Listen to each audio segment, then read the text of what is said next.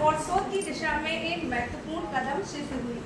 इस कार्यशाला का आयोजन एमएड प्रथम वर्ष एवं द्वितीय वर्ष के सभी शिक्षार्थियों के लिए किया गया, जिसका मुख्य उद्देश्य था शिक्षार्थियों को शोध की मूलभूत अवधारणाओं, उसकी पद्धति, मौलिकता, प्रस्तुतिकरण तथा भविष्य के शैक्षिक योगदान के प्रति जागरूक बनाना।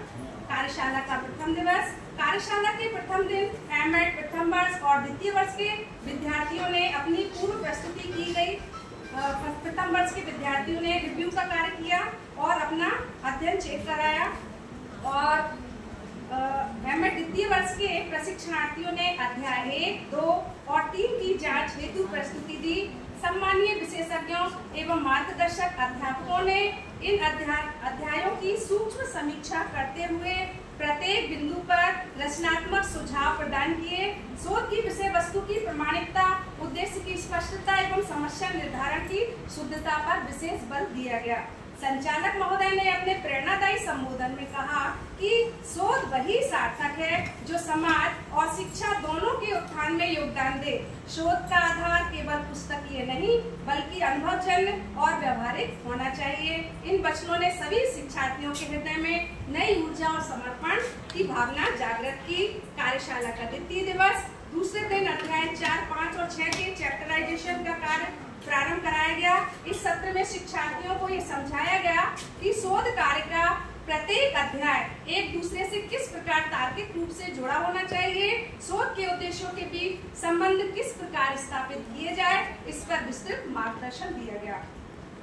आदरणीय पटेरिया सर ने उदाहरणों के माध्यम से ये स्पष्ट किया कि शोध कार्य में क्या करना चाहिए और क्या नहीं करना चाहिए। मौलिकता की रक्षा, संदर्भों की सही अभिव्यक्ति, उद्धरणों का सटीक प्रयोग तथा अनुशासनबद्ध लेखन, इन सब पर विस्तार से चर्चा की गई। कार्यशाला का तृतीय दिवस। तीसरे दिन विद्यार्थियों की व्यक्तिगत समस्याओं को सुनने और उनके समाधान हेतु एक विशेष सत्र आयोजित की गई।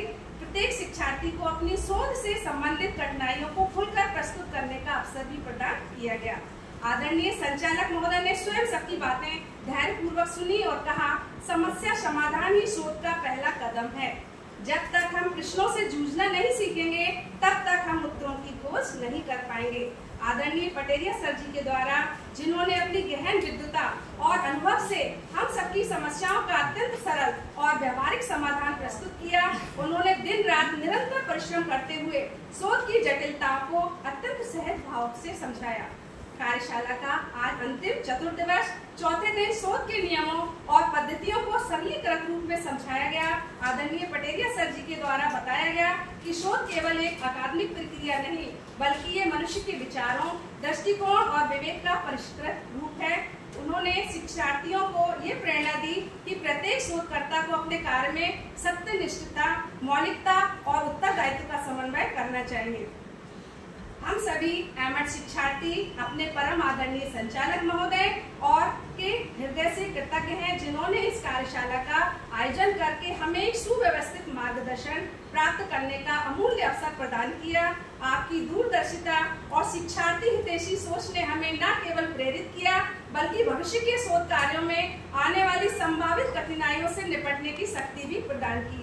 साथ ही हम आदरणीय पटेरिया सर जी के द्वारा भी हृदय से आभारी हैं, जिन्होंने अपने अथक परिश्रम, गहन अध्ययन और निस्वार्थ सेवा से हम सभी शिक्षार्थियों की प्रत्येक समस्या का समाधान किया।